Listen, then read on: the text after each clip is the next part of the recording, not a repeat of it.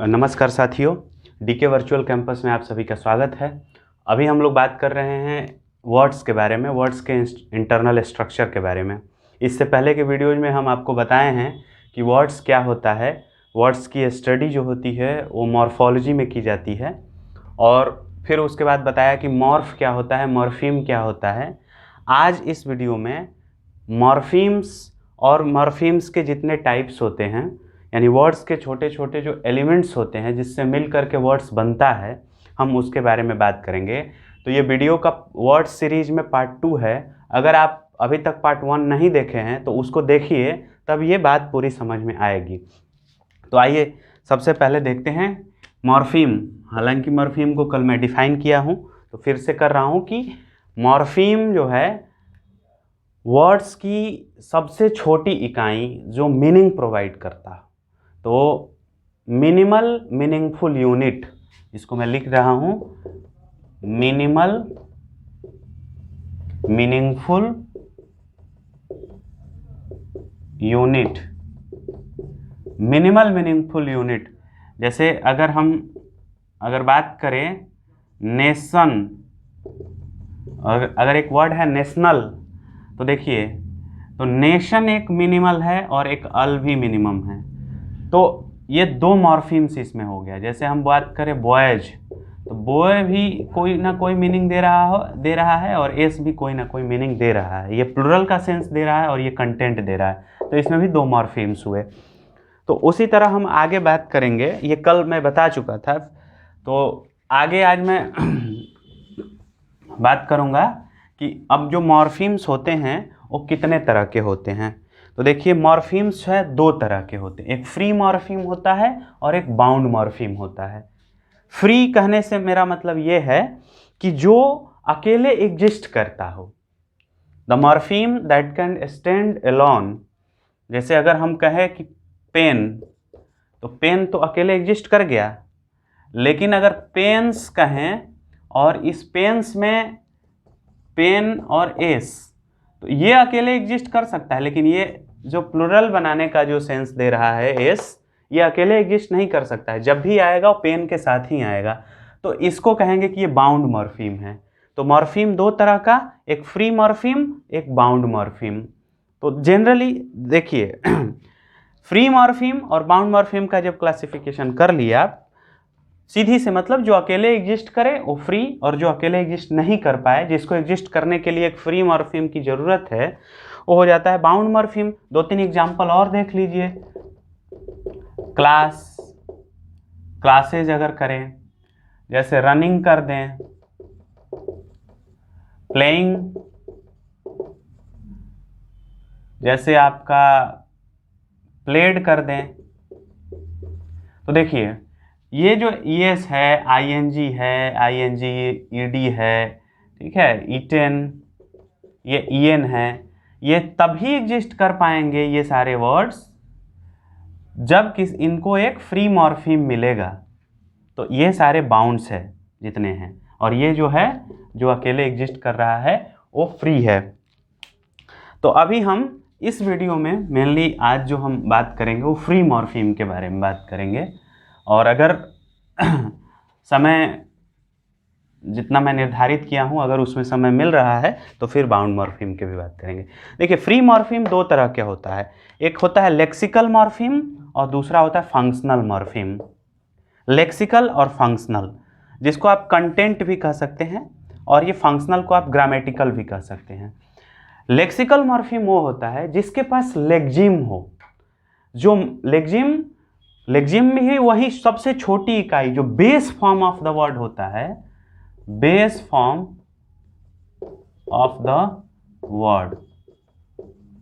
जैसे अगर मैं कहा कि गो, तो गो का फॉर्म जो है बहुत सारा हो सकता है। गो का गोवेंट हो सकता है, गॉन भी हो सकता है, गोइंग भी हो सकता है।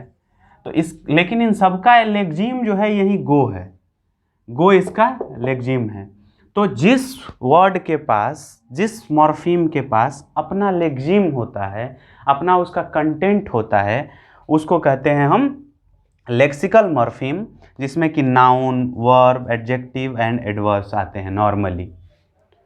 और ठीक इसके उल्टा जिसके पास लेक्सिम तो नहीं होता है, उसके पास फंक्शन होता है, जैसे कि प्रीपोजिशन हो गया, जैसे कि कंजंक्शन, डिटरमिनर हो गया, जैसे कि कंजंक्शन हो गया। ये सब फंक्शनल मॉर्फीम का काम करते हैं, यानी कि इनका कोई फिक्स मीनिंग नहीं होता है।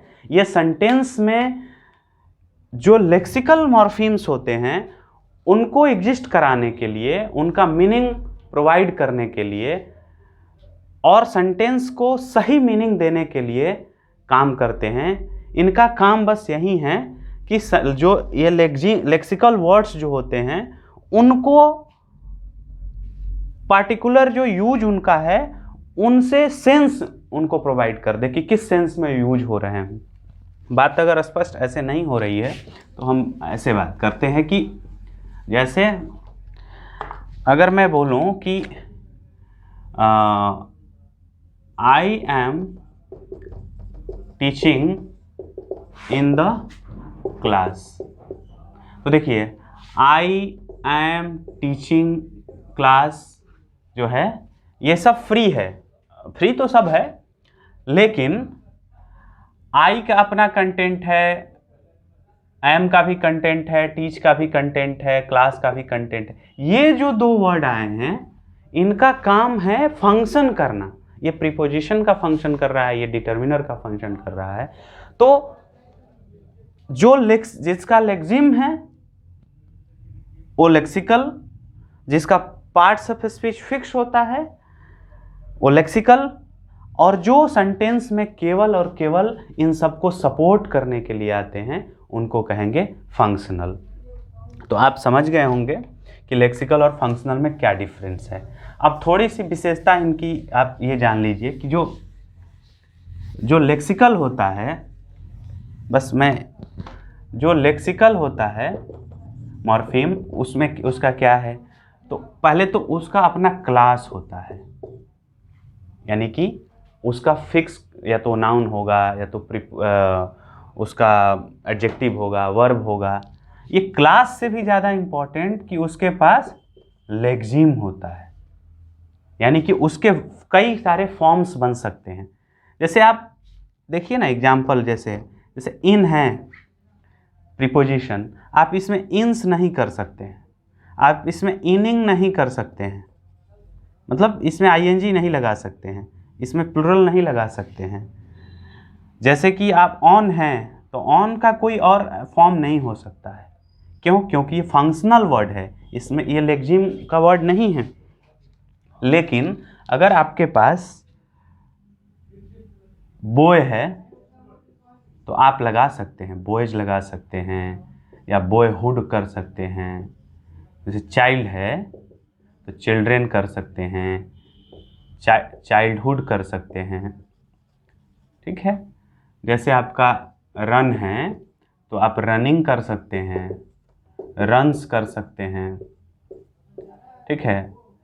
तो इसका तीनों फॉर्म रन रन रन। तो कहने का अर्थ ये है कि जो लेक्सिकल होता है उसका अपना लेक्सिम होता है, उसकी अपनी क्लास होती है, उसके कई सारे फॉर्म्स बन सकते हैं, उसको अपनी आवश्यकता अनुसार हम चेंज कर सकते हैं।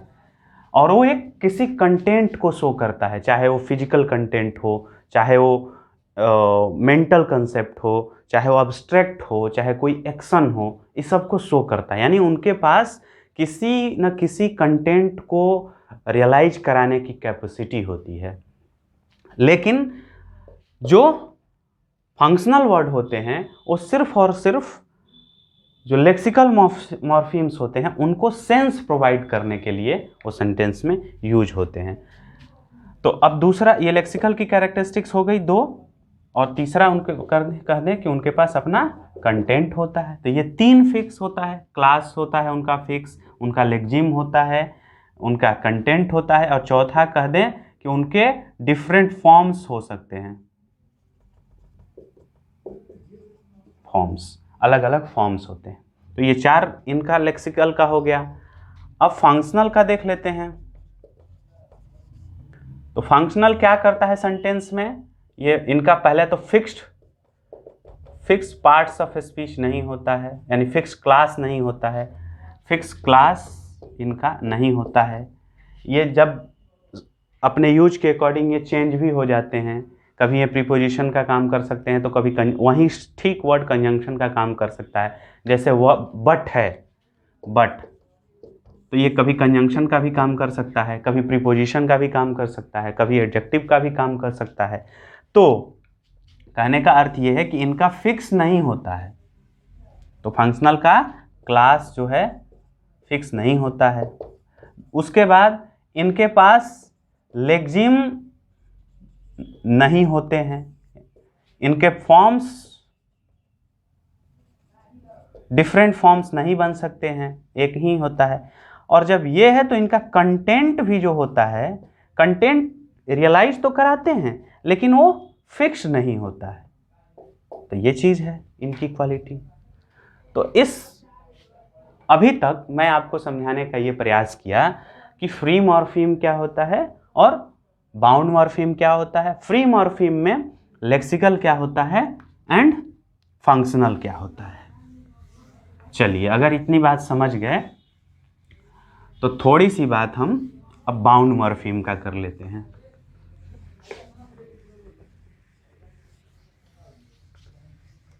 चलिए, तो बाउंड मॉर्फीम,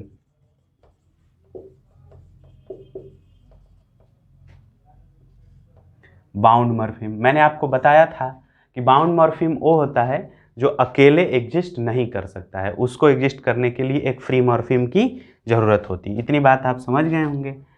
अब देखिए, इनके भी कुछ वेराइटीज़ है। कुछ ऐसे बाउंड मॉर्फीम्स होते हैं जो किसी फ्री मॉर्फीम में जैसे ही ऐड होते हैं तो वो उनका वहीं पर वो वर्ड टर्मिनेट हो जाता है, वहीं पर वो रुक जाता है।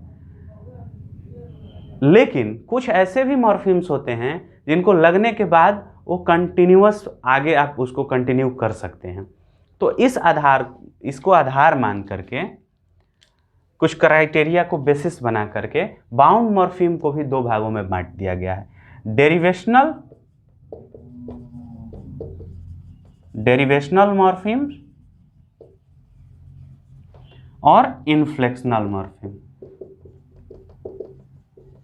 Derivational morpheme and inflectional morpheme. अब समझिए कि डेरिवेशनल क्या होता है। ये डेरिवेशनल जो होते हैं ये जनरली क्लास चेंज करने के लिए आते हैं। डिराइव, एक रूट से कई सारे फॉर्म्स डिराइव हो जाते हैं, उसको डेरिवेशनल कहते हैं। और जनरली ये क्लास चेंजर होते हैं। जनरली, मैं हमेशा नहीं बोला, कुछ ऐसे मॉर्फीम्स हैं डेरिवेशनल मॉर्फीम्स जो क्लास मेंटेनिंग होते हैं, लेकिन जनरली ये क्लास को चेंज कर देते हैं। एग्जाम्पल, जैसे अगर मैं कहूँ कि अगर एग्जाम्पल दूँ सन, TION, या IZE कर देते हैं। चलिए, सन और IJ। तो अगर, या एक अल ले लीजिए, तो अगर एक वर्ड है नेशन, ये नाउन है, अगर इसमें अल जोड़ दें तो ये क्या हो गया, ये एडजेक्टिव हो गया। और जब ये एडजेक्टिव हो गया और फिर अब इसमें ये IZG जोड़ दें तो ये क्या हो जाएगा, नेशनलाइज। तो ये वर्ब हो गया। तो देख रहे हैं ना, कुछ मॉर्फीम्स ऐसे हैं जिसको जिम्मेदारी है कि वो अलग अलग फॉर्म्स को डिराइव कर दें। एक रूट से कई सारे फॉर्म्स डिराइव हो जाते हैं एक लेक्सिम से, और वो क्लास को चेंज कर देते हैं। और ये नंबर्स में बहुत ज़्यादा है। कई जो जितने सफिक्स हैं, सफिक्स है वो बहुत सारे, मतलब ऐसा नहीं है कि अनलिमिटेड है, लेकिन नंबर्स में ज़्यादा होते हैं। लेकिन ठीक उसके उल्टा, हाँ, एक इसकी और विशेषता ये भी है कि ये वर्ड्स को टर्मिनेट नहीं करते हैं, यानी कि डज नॉट टर्मिनेट वर्ड्स। अब इसका क्या अर्थ है, जैसे मैं बात ये बोला कि नेशन, तो नेशन में जब अल लगाए नेशनल, अब इसके पास ये अभी है, अभी संभावना है कि आप और कर दीजिए नेशनलाइज, फिर नेशनलाइजेशन, और चाहे तो आप इसमें एस लगाइए। तब देखिए जब एस लगा, अब इसके पास आप कुछ नहीं जोड़ सकते, अब यहाँ ये टर्मिनेट हो गया। लेकिन यहाँ जब पहला हमने सफिक्स लगाया, इसके बाद भी संभावना थी, फिर उसके बाद भी संभावना थी, फिर इसके बाद भी संभावना थी। यानी कि ये जो है जितने डेरिवेशनल मॉर्फीम्स है, ये क्लास चेंजर के होने के साथ साथ जनरली ये वर्ड को टर्मिनेट नहीं करते हैं, ये अलाउ करते हैं, फर्दर अफिक्सेशन अलाउ करते हैं। यानी तो अब डेरिवेशनल मॉर्फीम को आप कैसे डिफाइन करिएगा, the morpheme that allows allows further affixation, यानी कि आगे उसको जोड़ तोड़ हम कर सकते हैं और अफिक्सेशन उसमें आगे जोड़ सकते हैं। लेकिन ठीक इसके उल्टा जो इन्फ्लेक्शनल होता है वो तो पहले नंबर्स में कम होते हैं, और जैसे इंग्लिश में फिक्स है, मैं इंग्लिश वाला यहाँ पर लिख दूंगा। जैसे देखिए इन्फ्लेक्शनल मॉर्फीम्स क्या होता है, पहला तो इसकी विशेषता ये है कि ये क्लास मेंटेन करते हैं, क्लास मेंटेनिंग, क्लास मेंटेनर होते हैं, क्लास मेंटेन करते हैं। यानी कि अगर गर्ल है और अगर इसमें एस जोड़ते हैं तो गर्ल ये भी नाउन था, और जुड़ने के बाद भी ये नाउन ही रहा। यानी गर्ल अगर सिंगुलर में था वर्ड तो भी ये नाउन था, लेकिन अगर गर्ल्स कर दिए तो भी ये नाउन है। अगर हम चलिए जैसे ले लिए गो, तो गो भी क्या है, वर्ब है, लेकिन अगर हम गो में यस ऐड करते, गोज कर दें, तो भी ये वर्ब ही रह रहा है। सीधी सी बात कि अगर ही गोज, तो ये भी वर्ब है, यस लगने के बाद भी वर्ब है, यानी कि क्लास को मेंटेन किए हुए हैं। लेकिन अगर दे गो करें तो भी ये वर्ब ही हैं। तो पहला जो शर्त है इन्फ्लेक्शनल मॉर्फीम का कि ये क्लास को मेंटेन करते हैं, क्लास चेंज नहीं करते हैं, पहली चीज।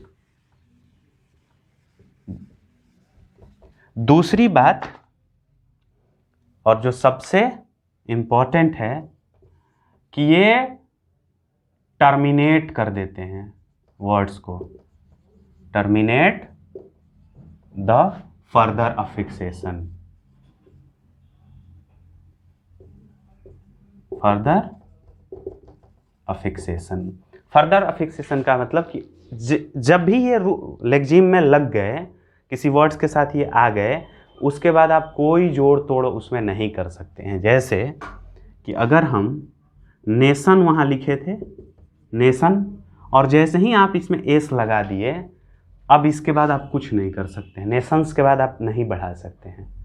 देख रहे हैं ना, ये लग करके इसने वर्ड को क्या कर दिया, टर्मिनेट कर दिया। जैसे चाइल्ड अगर हम कहें, तो जैसे ही हम चिल्ड्रेन लगाए, ये लगा दिए, तो क्या कर दिया, अब इसके बाद आपको कोई पॉसिबिलिटी नहीं। लेकिन चाइल्ड में अगर हम चाइल्डिश एक बिहेवियर होता है, चाइल्डिश या चाइल्डहुड, तो चाइल्डहुड्स भी हो सकता है। यानी कि ये हुड लगाने के बाद, ISH लगाने के बाद यहाँ पर पॉसिबिलिटी है कि कुछ आप ऐड कर सकते हैं। लेकिन इन्फ्लेक्शनल मॉर्फीम जब लग जाते हैं तो कोई पॉसिबिलिटी नहीं बचती है कि उसमें आप फर्दर अफिक्सेशन कर सकते हैं। अब क्या दूसरा इसकी कैरेक्टरिस्टिक, टर्मिनेट द फर्दर अफिक्सेशन। अब जो है मैंने कहा कि कुछ लिमिटेड इन्फ्लेक्शनल मॉर्फीम्स होते हैं, उसको आप समझ जाइए कि वो क्या है, लिमिटेड क्या है। जैसे लिमिटेड में है इंग्लिश में, मैं अब इंग्लिश लैंग्वेज के, हर लैंग्वेज में होता है, लेकिन इंग्लिश लैंग्वेज के जो इन्फ्लेक्शनल मॉर्फीम्स होते हैं उसको मैं बता रहा हूँ। जैसे कि एस, ईएस, एस ईएस, यानी कि एस लगे या ईएस लगे। तीसरा अपोस्ट्रॉफी जो एस होता है वो हो गया। चौथा आईएनजी। पांचवा ईडी। छठा ईएन। सातवां ईआर। ईआर, लेकिन ध्यान रखिएगा ईआर जो है कभी कभी, और ईएसटी, ईआर दोनों में आ जाता है। और कैसे आता है वो जब मैं सफिक्स प्रीफिक्स बताऊंगा तो उसमें करूंगा। या क्लास में जो मेंटेनिंग होते हैं, ये क्लास मेंटेनिंग तो ये है, ये क्लास चेंजर भी होता है। ईआर कभी कभी क्लास चेंजर का काम करता है। तो चलिए ये इतने, ये 8 है। ये आपको क्या क्या है, ये क्लास मेंटेनिंग है और ये टर्मिनेट द फर्दर अफिक्सेशन, यानी आगे ये अलाउ नहीं करते हैं। They don't allow further affixation with the root, with the inwards, जहाँ भी लग जाए वहीं पर ये समाप्त कर देते हैं। तो जनरली अब हम क्या देखें कि जो बाउंड मॉर्फीम है, बाउंड मॉर्फीम है वो क्या क्या है। तो या तो वो प्रेफिक्स हो सकते हैं, प्रेफिक्स हो सकते हैं। प्रेफिक्स का मतलब ये हुआ कि जो रूट है उस रूट के पहले जो भी यूज होता है वो प्रेफिक्स होता है। इसको हिंदी में जिसको उपसर्ग कहते हैं। The prefix is that part of the word which is used before root, जो रूट के पहले यूज हो गया उसको प्रेफिक्स कहेंगे। अब एग्जांपल जैसे देखिए न्यू, एक न्यू एक वर्ड है, लेकिन जब हम री कर दिए, रीन्यू, तो ये री क्या है, यहां पर प्रेफिक्स है। ठीक, तो बाउंड मॉर्फीम क्या कौन कौन हो गया, एक तो प्रेफिक्स हो गया, दूसरा क्या हो सकता है, suffix. Suffix, suffix is that part of the word which is used just after the root, जो रूट वर्ड है उसके तुरंत बाद यूज हम करते हैं, या उसके बाद में कर, जस्ट आफ्टर कहने से ज़्यादा अच्छा है कि यूज आफ्टर द रूट। जैसे न्यू,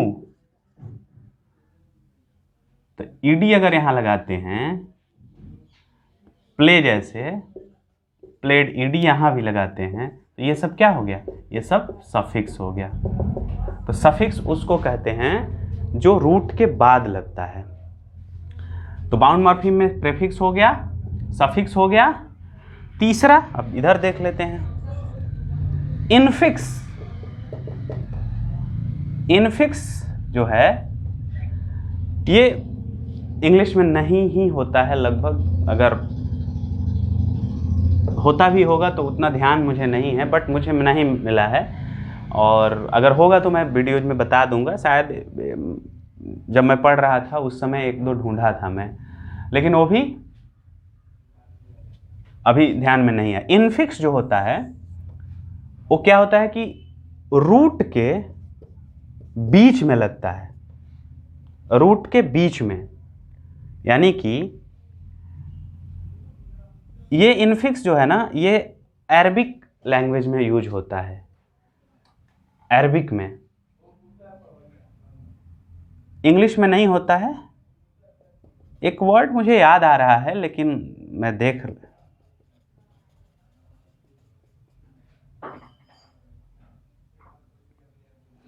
नहीं, अगर होगा तो मैं बता दूंगा कि इनफिक्स होता है कि नहीं, लेकिन इसका कंसेप्ट ये है कि ये रूट के बीच में आता है। जैसे सफिक्स जो है, जैसे प्रेफिक्स पहले आ गया, सफिक्स बाद में आ गया, इनफिक्स रूट के बीच में आता है। तो चौथा सरकमफिक्स, सरकमफिक्स। सरकमफिक्स दोनों तरफ आता है, उसको मैंने पहले भी आएगा कुछ हिस्सा और बाद में भी, रूट के दोनों तरफ जो यूज होता है उसको सरकमफिक्स बोलते हैं। ये इनफिक्स एंड सरकमफिक्स ये इंग्लिश में नहीं है, तो अभी हम इंग्लिश के हिसाब से आपको बताएं कि ये चार जो है कैटेगरी जो बाउंड मॉर्फिम्स होते हैं, prefix, suffix, infix and circumfix. तो ये रहा free morpheme and bound morpheme. तो इस वीडियो में जो है इतना ही। जो नेक्स्ट वीडियो जो मैं बनाऊंगा, अब मैं उसमें बताऊंगा कि रूट क्या होता है, स्टेम क्या होता है, बेस क्या होता है, उसके बाद कंपाउंड वर्ड्स कौन से होते हैं, कंटेंट वर्ड्स क्या होता है, और फिर मैं बताऊंगा कि फंक्शनल वर्ड्स की और क्या क्या विशेषताएं हैं। फिर उसके बाद प्रोसेस ऑफ वर्ड फॉर्मेशंस बताऊंगा। तो ये एक विस्तार में पढ़ने का यही फायदा है कि आप छोटे छोटे पॉइंट्स को भी आप समझते चलिए, और जो नहीं समझ में आ रहा है उसको कमेंट में आप पूछ लीजिए। तो साथियों, अगर ये वीडियो पसंद आ रहे हैं तो आप इसको शेयर करिए, सब्सक्राइब करिए। धन्यवाद।